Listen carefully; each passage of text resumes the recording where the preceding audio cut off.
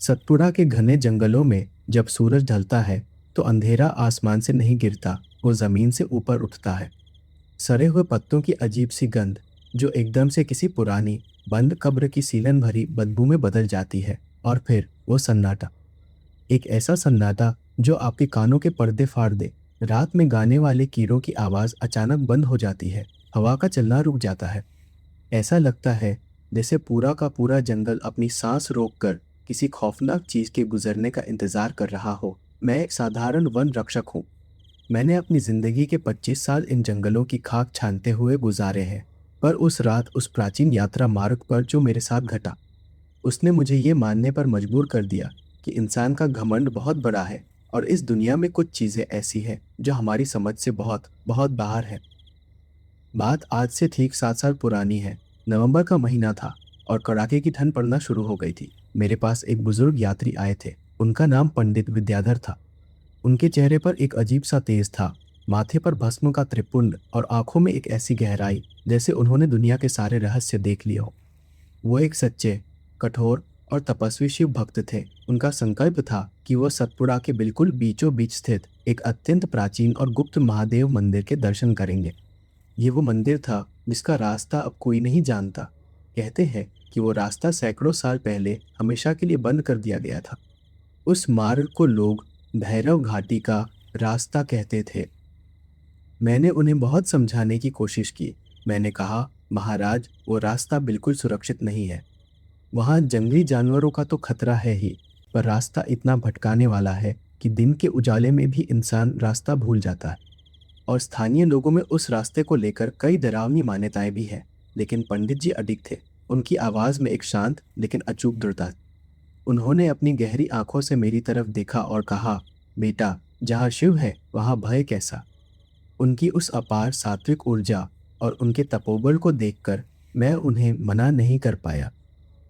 अगली सुबह ठीक 5 बजे, जब आसमान में तारे अभी भी टिमटिमा रहे थे, हमने अपनी यात्रा शुरू की। शुरू के 4 घंटे सब कुछ बिल्कुल सामान्य रहा।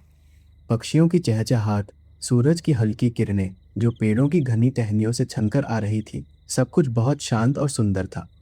लेकिन जैसे जैसे हम भैरव घाटी के उस पुराने भूले बिसरे मार्ग पर गहराई में जाने लगे, जंगल का रूप भयानक तरीके से बदलने लगा। पेड़ों की ऊंचाई और घनापन इतना ज्यादा हो गया कि दिन के 12 बजे भी वहां शाम जैसा धुंधल का छा गया। धूप का नामो निशान हमेशा के लिए मिट गया। रास्ते में हमें एक पुराना उजड़ा हुआ गांव मिला। घर पत्थर और मिट्टी के बने थे, लेकिन उनकी छतें गायब। ऐसा लग रहा था जैसे किसी ने रातों रात इस पूरी जगह को दहशत में खाली कर दिया हो। एक टूटे हुए घर के बाहर पत्थर के एक खंभे पर कुछ अजीब से निशान खुदे थे। वो कोई आम लिपि नहीं थी। पंडित जी उस खंभे के पास रुके। उन्होंने उस पर अपना हाथ फेरा और पहली बार उनके माथे पर चिंता की लकीरें उभर आई। उन्होंने बहुत ही धीमी और गंभीर आवाज में कहा, यह बांधने का मंत्र है। किसी बहुत ही शक्तिशाली और क्रुद्ध आत्मा को इस सीमा के भीतर रोकने का प्रयास किया गया था, पर यह बंधन अब टूट चुका है। ये सुनकर मेरे पैरों के नीचे से जमीन खिसक गई। दोपहर के 3 बजे तक मुझे महसूस होने लगा कि हवा का तापमान बहुत तेजी से गिर रहा है। नवंबर की ठंड अपनी जगह थी, लेकिन ये ठंड प्राकृतिक नहीं। ये एक ऐसी ठंड थी जो कपड़ों को पार करके सीधा हड्डियों के अंदर घुस रही थी, जैसे कोई बर्फ की सिल्ली आपके नंगे बदन पर धीरे धीरे रगड़ रहा हो। मैंने पीछे मुड़कर पंडित जी को देखा। वो बिना किसी थकान के लगातार मन ही मन मंत्र जाप करते हुए चल रहे थे। उनके चेहरे पर अभी भी वही तपस्वी वाली गहरी शांति थी। वो बिल्कुल नहीं डरे थे। शाम के करीब 6 बज चुके थे। जंगल में अब कुछ भी दिखाई नहीं दे रहा था। हमने एक पुराने, विशाल और सूखे हुए बरगद के पेड़ के नीचे रात बिताने का फैसला किया। मैंने सूखी लकड़ियां इकट्ठी की और आग जलाई। आग की लपटों ने थोड़ी राहत तो दी, लेकिन वो अजीब सी सीलन भरी बदबू अब और भी तेज हो गई थी, जैसे कई दिनों से सड़ा हुआ मांस और पुराने जले हुए कागज आसपास ही कहीं पड़े हों। मैंने अपने झोले से पानी का बर्तन निकाला। पानी बर्फ जैसा जम चुका था। तभी एकदम से जंगल का वो डरावना, तान फाड़ देने वाला सन्नाटा छा गया। हवा बिल्कुल रुक गई। आग की लपटें जो पहले लाल और पीली थी, वो अचानक नीली पड़ने लगी। मुझे अपने कानों पर यकीन नहीं हुआ। किसी के चलने की आवाज़ आ रही थी। वो कदम किसी भालू या तेंदुए के नहीं थे। वो बहुत भारी थे और 2 पैरों पर चलने वाले किसी विशाल जीव के थे। सूखे पत्तों पर नहीं, बल्कि ऐसा लग रहा था जैसे वो कदमों की भारी आवाज सीधे मेरे दिमाग के अंदर गूंज रही हो। स्थानीय आदिवासियों की दबी हुई कहानियां एकदम से मेरे दिमाग में चीखने लगी। उन्होंने मुझे बताया था कि इस प्राचीन मार्ग पर एक ब्रह्म राक्षस का साया, एक ऐसा परम विद्वान ब्राह्मण जिसने सैकड़ों साल पहले अपने अपार ज्ञान के अहंकार में आकर घोर और अमानवीय पाप किए थे, मरने के बाद उसे मुक्ति नहीं मिली। वो इसी रास्ते पर भटकता है। उसका ज्ञान असीमित है, लेकिन उसकी भूख और उसका क्रोध उस ज्ञान से भी कहीं ज्यादा बड़ा है। मैं बुरी तरह कांपने लगा। मेरे हाथों से पानी का बर्तन छूटकर गिर गया। मैंने पंडित जी की तरफ देखा। उन्होंने अपनी आंखें बंद कर रखी थी। उनके होंठ तेजी से हिल रहे थे और उनके हाथ में रुद्राक्ष की माला तेजी से घूम रही थी। उनका वो आध्यात्मिक तेज उस भयानक माहौल में भी कम नहीं हुआ था। तभी नीली पड़ती आग की रोशनी के ठीक पार घने अंधेरे में से कुछ उभरा। वो कोई इंसान नहीं था। उसकी लंबाई करीब 8 फुट रही होगी। उसका शरीर हड्डियों का एक जर्जर ढांचा था, जिस पर सूखी पीली चमड़ी कसकर चिपकी हुई थी। उसके माथे पर एक बहुत गहरा पुराना घाव था और उसकी आंखों की जगह सिर्फ 2 काले अनंत गहराई वाले गड्ढे थे। उन खाली गड्ढों में से एक अजीब सा सरांध मारता हुआ धुआं निकल रहा था। वो वहां खड़ा था, बिल्कुल शांत। कोई गुर्राहट नहीं, कोई जानवर वाली आवाज नहीं, बस एक भयानक मौत जैसी उपस्थिति जो मेरी आत्मा को सोख रही थी। उसने अपना एक लंबा सूखा हाथ हमारी तरफ बढ़ाया। उसके नाखूनों की लंबाई एक इंसान की उंगलियों से भी ज्यादा थी। वो हाथ पंडित जी की तरफ नहीं, बल्कि सीधा मेरी तरफ इशारा कर रहा था। तभी उस बिना आंखों वाले चेहरे से एक आवाज आई। वो आवाज मेरे कानों में नहीं टकराई, बल्कि सीधे मेरे खून में घुल गई। वो आवाज इतनी प्राचीन, इतनी गहरी और गूंजने वाली थी कि मेरे शरीर का एक एक बाल खड़ा हो गया। उसने बिल्कुल शुद्ध प्राचीन संस्कृत में एक श्लोक का उच्चारण किया और फिर बहुत ही धीमी, सड़ी हुई और कर्कश आवाज में कहा, तेरा समय अब पूरा हुआ। इससे पहले कि मेरे गले से कोई चीख निकल पाती, उस विशाल बरगद के पेड़ के ऊपर से कुछ बहुत ही भारी चीज सीधे हमारी आग पर आ गिरी। आग तुरंत बुझ गई और चारों तरफ सिर्फ और सिर्फ मौत जैसा घुप अंधेरा छा गया।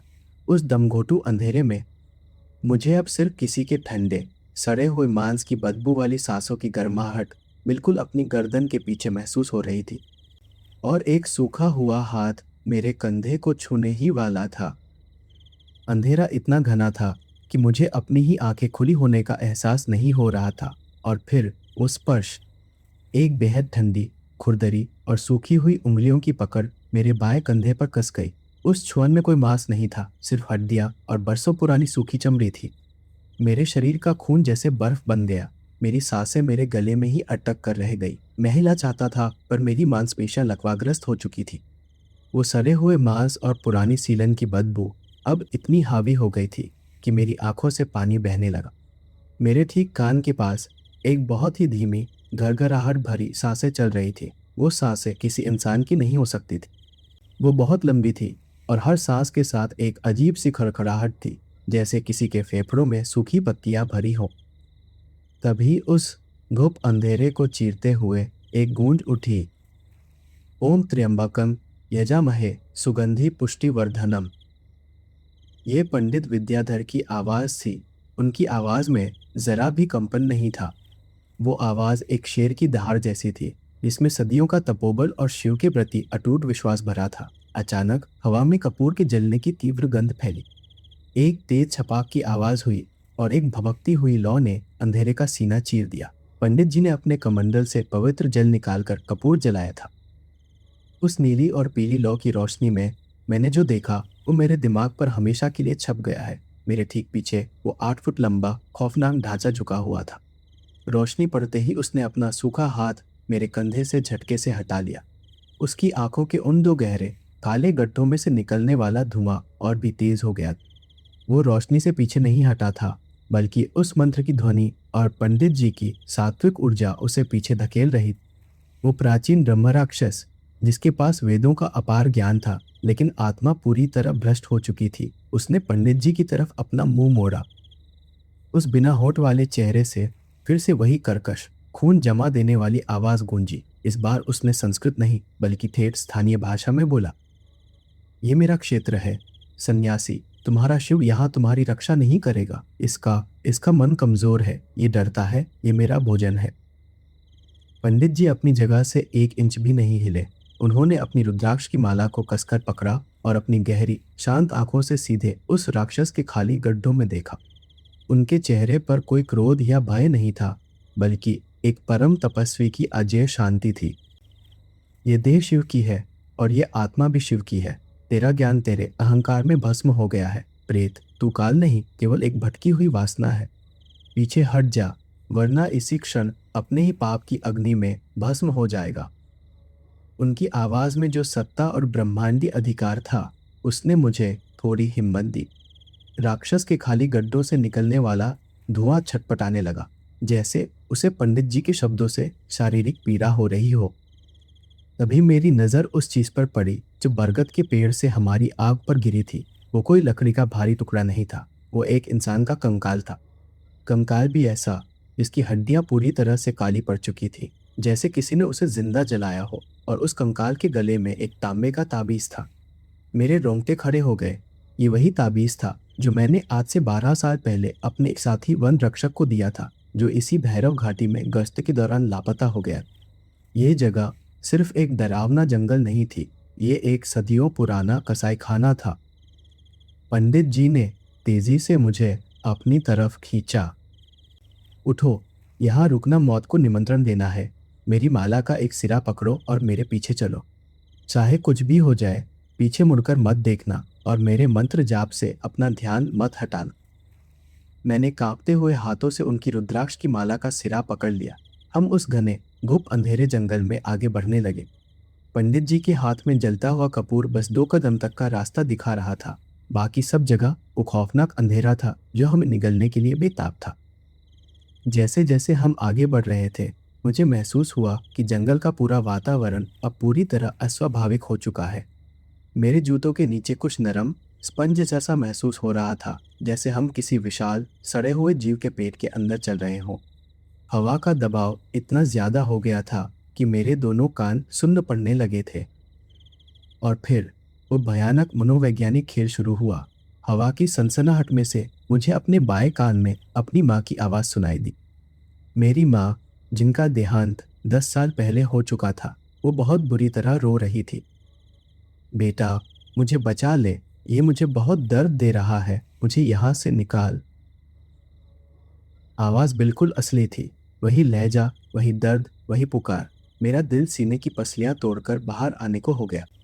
मैंने बेतहाशा पीछे मुड़ने की कोशिश की, लेकिन पंडित जी ने माला को इतनी जोर से खींचा कि मेरे हाथ की चमड़ी छिल गई। माया है ये, अपने कान बंद करो और केवल शिव का ध्यान करो, पंडित जी ने बिना पीछे देखे कठोर आवाज में आदेश दिया। लेकिन वो आवाजें बढ़ती गई। मेरे भाई की आवाज, मेरे उस लापता साथी वन रक्षक की चीखें, वो सब अंधेरे में से मुझे पुकार रहे थे, गालियां दे रहे थे, भयानक दर्द में करा रहे थे। मुझे ऐसा लग रहा था कि अगर मैंने अपना सिर एक बार भी घुमाया तो मैं हमेशा के लिए पागल हो जाऊंगा। ठंड अब इतनी बढ़ गई थी कि मेरे दांत जोर जोर से कटक आने लगे। ऐसा लग रहा था कि हम कई घंटों से लगातार चल रहे हैं, लेकिन पंडित जी की चाल बिल्कुल धीमी नहीं पड़ी थी। उनके मंत्रों की अविरल गूंज मेरे लिए इस नरक में एकमात्र सहारा थी। अचानक पंडित जी के कदम रुक गए। उनके रुकते ही मैं पीठ के बल उनसे टकरा गया। कपूर की लौ अब लगभग बुझने वाली थी और फड़फड़ा रही। मैंने पंडित जी के कंधे के ऊपर से आगे देखने की कोशिश की। हमारे सामने जंगल अचानक खत्म हो गया था। वहां एक बेहद विशाल काली चट्टान थी जो आसमान के अंधेरे में कहीं खो गई थी, और उस चट्टान के बिल्कुल बीचों बीच पत्थर का एक बहुत बड़ा प्राचीन गोल दरवाजा था। उस दरवाजे पर अजीबोगरीब तांत्रिक यंत्र और इंसान की खोपड़ियां जड़ी हुई थी। ये भैरव घाटी का वो पवित्र मंदिर बिल्कुल नहीं हो सकता था, कुछ बहुत ही प्राचीन और अपवित्र। पर असली खौफ वो दरवाज़ा नहीं था। कपूर की टिमटिमाती हुई आखिरी लौ में मैंने देखा वो दरवाज़ा पहले से ही आधा खुला हुआ था, और उस खुले हुए भयानक अंधेरे दरवाजे के ठीक बीच में चौखट पर वो 8 फुट लंबा ब्रह्मराक्षस खड़ा था। वो हमारे पीछे से नहीं आ रहा था, वो हमसे पहले ही वहां पहुंचकर हमारा इंतजार कर रहा था। उसके लंबे सूखे हाथों में मेरे उसी लापता साथी का सड़ा हुआ कटा हुआ सिर था। उसने वो सिर हमारी तरफ जमीन पर लुढ़का दिया और एक ऐसी खुरदरी आवाज में फुसफुसाया जो हवा में नहीं बल्कि सीधा मेरे दिमाग के अंदर हथौड़ी की तरह गूंजी। स्वागत है मेरे वास्तविक लोक में।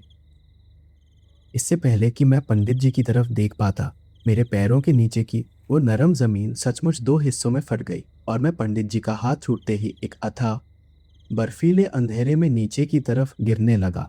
गिरने की गति बहुत तेज नहीं थी। मैं किसी बहुत ही गहरी, फिसलन भरी और गीली मिट्टी की सुरंग नुमा खाई में लुढ़कता हुआ नीचे जा रहा था। मेरे नाखून मिट्टी खुरच रहे थे, पर पकड़ने के लिए कोई जड़ या पत्थर नहीं था। गहराई शायद 50 फुट रही होगी या उससे भी ज्यादा। अंत में मेरी पीठ किसी बहुत ही कठोर और नुकीली चीज से टकराए। एक भयानक दर्द मेरी रीढ़ की हड्डी में दौड़ गया।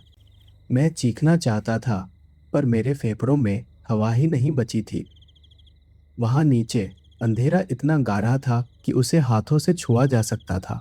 ऊपर की दुनिया पूरी तरह से कट चुकी थी। मिट्टी की वो सीलन भरी गंध अब ताजे खून और जंग लगे लोहे की सरांद में बदल चुकी थी। हवा बिल्कुल रुकी हुई थी। दम घुट रहा था। मैंने अपने हाथ पैर हिलाने की कोशिश की। बायां पैर सुन्न हो चुका था और माथे से कोई गर्म तरल पदार्थ रिसकर मेरी आंखों में जा रहा था। मैं बिल्कुल अकेला था। पंडित जी कहाँ थे? क्या वो भी गिरे? नहीं, मैंने उन्हें गिरते हुए नहीं देखा था। उस अमानवीय सूखी हुई राक्षसी सत्ता के ठीक सामने मुझे अपने से ज्यादा पंडित जी की चिंता नहीं थी, क्योंकि उनका तपोबल और शिव पर उनका विश्वास अजेय था। मुझे अपनी चिंता थी। मैं एक साधारण इंसान था और मेरी आत्मा उस घुप अंधेरे में बुरी तरह कांप रही थी। मैंने टटोलकर उस चीज को छूने की कोशिश की जिससे मेरी पीठ टकराई थी। मेरी उंगलियों में कुछ गोल, चिकना और ठंडा सा महसूस हुआ। जब मैंने उसे ठीक से टटोला तो मेरी नसों का खून जम गया। वो कोई पत्थर नहीं था, वो एक इंसान की खोपड़ी थी। मैं जमीन पर नहीं गिरा था, मैं हड्डियों के एक विशाल ढेर पर गिरा था। मेरे चारों तरफ हजारों हड्डियां थी। ये उन लोगों की गुप्त कब्रगाह थी जो सैकड़ों सालों में इस भैरव घाटी के प्राचीन रास्ते पर भटके थे। तभी उस दमघोंटू सन्नाटे में एक आवाज गूंजी। वो आवाज ऊपर से नहीं आ रही थी, वो आवाज मेरे चारों तरफ से आ रही थी, जैसे वो अंधेरा ही मुझसे बात कर रहा हो। तेरा सन्यासी मुझे नहीं रोक सकता। आवाज में कोई जल्दबाजी नहीं थी, कोई गुर्राहट नहीं थी। वो एक बेहद ठंडे और क्रूर ज्ञान से भरी हुई आवाज थी।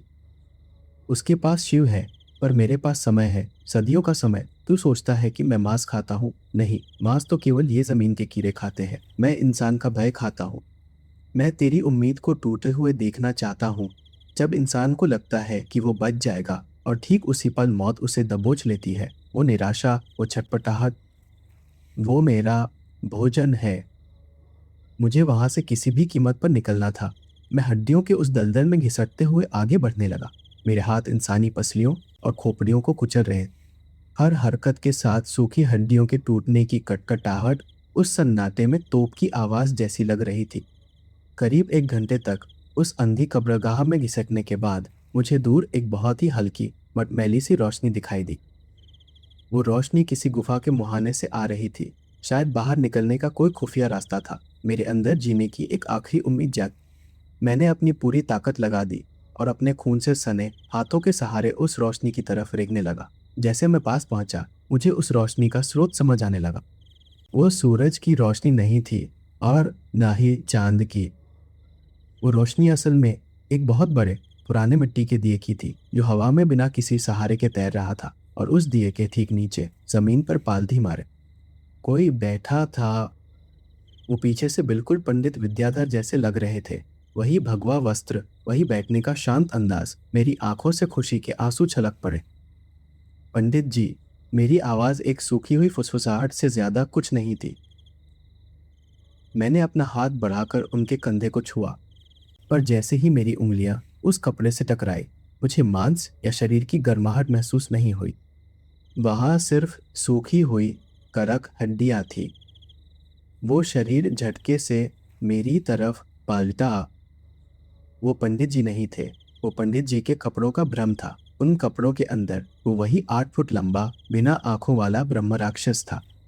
और उसके हाथ में पंडित जी की रुद्राक्ष की माला नहीं थी, बल्कि इंसानों की छोटी छोटी उंगलियों की हड्डियों से बनी एक भयानक माला। उसकी खाली आंखों के गड्ढों से निकलने वाला वो सरांद मारता धुआं सीधा मेरे चेहरे पर आ रहा था। उसने मेरी तरफ झुककर अपने बिना होठों वाले चेहरे से एक खौफनाक मुस्कान दी और उसकी घरघराहट भरी आवाज मेरे दिमाग की नसों को फाड़ते हुए, मैंने कहा था ना, उम्मीद सबसे स्वादिष्ट होती है। इससे पहले कि मैं पीछे हट पाता, उसका वो लंबा सूखा हुआ हाथ बिजली की तेजी से आगे बढ़ा और उसने मेरी गर्दन को अपनी बर्फ जैसी ठंडी उंगलियों में जकड़ लिया। हवा मेरी सांस की नली में ही रुक गई और उसी पल मेरे ठीक पीछे से किसी भारी चीज के रेंगने की आवाज आने लगी जो तेजी से मेरी तरफ बढ़ रही थी। मेरी गर्दन पर उस ब्रह्मराक्षस की बर्फ जैसी ठंडी और सूखी उंगलियों की पकड़ कसती जा रही थी। मेरी आंखों के आगे अंधेरा छाने लगा था। मेरे फेफड़े हवा की एक आखिरी बूंद के लिए तड़प रहे थे और ठीक उसी समय मेरे ठीक पीछे से आने वाली वो रेंगने की आवाज बिल्कुल मेरे कानों के पास पहुंच गई। मुझे लगा कि अब मौत दोनों तरफ से मुझे निगलने वाली है। मैंने अपनी आंखें हमेशा के लिए बंद कर ली। तभी एकदम से एक तेज झटके के साथ मेरी गर्दन पर से वो बर्फीली पकड़ ढीली पड़ गई। मैंने खांसते हुए अपनी आंखें खोली। मेरे पीछे रेंगती हुई आने वाली वो चीज कोई भयानक आत्मा या प्रेत नहीं थी, वो पंडित विद्याधर थे। उनके माथे से खून बह रहा था। उनके भगवा वस्त्र कई जगह से फटे हुए थे और वो अपना बायां पैर घसीटते हुए वहां तक पहुंचे थे। शायद वो भी उसी खाई में गिरे थे। उनके चेहरे पर मौत का कोई खौफ नहीं था। उनके चेहरे पर एक ऐसा रौद्र रूप था जो मैंने अपनी पूरी जिंदगी में किसी इंसान के चेहरे पर नहीं देखा था। पंडित जी ने अपने खून से सने हुए हाथों से उस 8 फुट लंबे ब्रह्मा राक्षस के सूखे हुए पैर को पूरी ताकत से जकड़ लिया था। उस अमानवीय राक्षस ने अपनी खाली धुआं उगलती हुई आंखों से नीचे पंडित जी की तरफ देखा।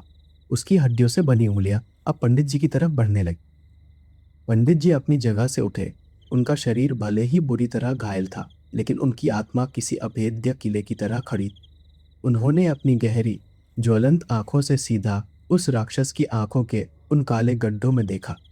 उनके हाथ में कोई हथियार नहीं था, बस उनकी वो रुद्राक्ष की माला थी और उनकी मुट्ठी में बंधी हुई कुछ भस्म।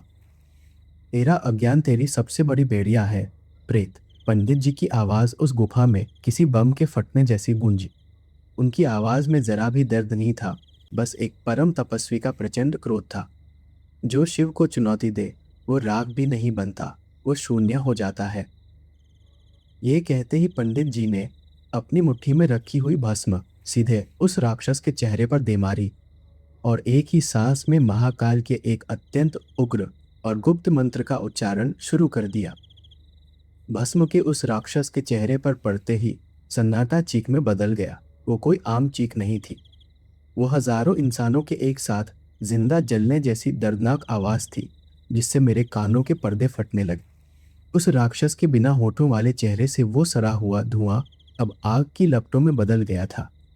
उसका शरीर पीछे की तरफ मुड़ने लगा, जैसे कोई अनदेखी ताकत उसकी एक एक हड्डी को तोड़ रही हो। पंडित जी ने मेरी तरफ देखा। उनकी आंखों की वो उग्रता अचानक एक बहुत ही शांत और सौम्य करुणा में बदल गई। उन्होंने बस इतना कहा, भागो बेटा, पीछे मत देखना। ये मार्ग अब हमेशा के लिए बंद हो रहा है। मैं कुछ बोल नहीं पाया। मेरे शरीर में पता नहीं कहाँ से एक अमानवीय ताकत आ गई। मैं उठा और उस गुफा के मुहाने की तरफ पागलों की तरह भागने लगा। मेरे पीछे मंत्रों की वो गूंज और हड्डियों के टूटने की वो भयानक आवाजें आपस में टकरा रही थी। अचानक मेरे पैरों के नीचे की जमीन बुरी तरह हिलने लगी। गुफा की छत से बड़े बड़े पत्थर गिरने लगे। मैं भागता रहा, बिना रुके, बिना सांस लिए। और फिर एक बहुत जोरदार धमाका हुआ और मेरे सिर के पिछले हिस्से पर कोई भारी चीज आकर टकराई। सब कुछ एकदम से काला हो गया। जब मुझे होश आया तो मेरे चेहरे पर सुबह की ठंडी और ताज़ी हवा लग रही थी। मेरे कानों में पक्षियों के चहचहाने की आवाज़ आ रही थी। मैं सतपुरा के उसी पुराने उजड़े हुए गांव के बाहर एक बड़े पेड़ के नीचे लेटा हुआ था। सूरज की किरणें मेरे चेहरे पर पड़ रही थी। मेरे शरीर पर कीचड़ और सूखा हुआ खून था, लेकिन मैं जिंदा था। कुछ घंटों बाद मुझे ढूंढती हुई वन विभाग की एक टीम वहां पहुंच गई। उन्होंने मुझे उठाया। मैंने पागलों की तरह उनसे भैरव घाटी, उस गुफा और पंडित जी के बारे में कहा। मेरी हालत देखकर उन्होंने मेरी बातों पर यकीन किया और हम भारी हथियारों के साथ उसी रास्ते पर वापस गए। पर वो रास्ता अब वहाँ था ही नहीं। जहाँ कल वो विशाल काली चट्टान और वो भयानक दरवाज़ा था, वहाँ अब सिर्फ एक बहुत बड़ी प्राकृतिक ढलान थी, जिसे देखकर लगता था कि वो सदियों से वही है। वहाँ कोई गुफा नहीं थी, कोई कंकाल नहीं थे, लेकिन उस ढलान के ठीक पहले एक बड़े और पुराने बरगद के पेड़ के नीचे हमें कुछ मिला। वो पंडित विद्याधर थे। वो जमीन पर बिल्कुल सीधे पद्मासन लगाकर बैठे हुए थे। उनकी आंखें बंद थी और उनके चेहरे पर एक असीम, दिव्य और परम शांति की मुस्कान थी। उनके शरीर पर खरोच का एक भी निशान नहीं था, कपड़ों पर एक बूंद खून नहीं था। ऐसा लग रहा था जैसे वो बस गहरी ध्यान मुद्रा में हो। उनके शरीर में अब कोई प्राण नहीं था। वो अपनी देह का त्याग कर चुके थे। उन्होंने अपने तपोबल और अपनी जान की आहुति देकर उस प्राचीन मार्ग के श्राप को, उस ब्रह्म राक्षस को हमेशा के लिए खत्म कर दिया। हमने पूरे विधि विधान और गहरी श्रद्धा के साथ उनके पार्थिव शरीर का अंतिम संस्कार किया। इस घटना को बीते अब 7 साल हो चुके हैं। आज साल 2026 है। मैंने वो नौकरी छोड़ दी और उस शहर से बहुत दूर आकर बस गया हूँ। लोग कहते हैं कि समय हर जख्म भर देता है। शायद वो सही कहते हैं। मैं अब सामान्य जिंदगी जी रहा हूँ, लेकिन आज भी जब नवंबर की वो कड़ाके की ठंड आती है, जब रात के 3 बजे अचानक मेरे कमरे की खिड़कियों से हवा का आना बंद हो जाता है, जब चारों तरफ एक ऐसा सन्नाटा छा जाता है जिसमें मुझे अपनी ही धड़कन सुनाई देने लगती है, तो कभी कभी, सिर्फ कभी कभी, मुझे अपने कमरे के एकदम अंधेरे कोने से वो सड़े हुए मांस और पुरानी सीलन की बदबू आने लगती है। और मेरे दिमाग के किसी बहुत ही गहरे, दबे हुए हिस्से में वो भारी कदमों की आवाज़ गूंजने लगती है। शायद जंगल का वो रास्ता बंद हो गया है, पर वो अंधेरा अभी भी मेरे अंदर कहीं जिंदा है।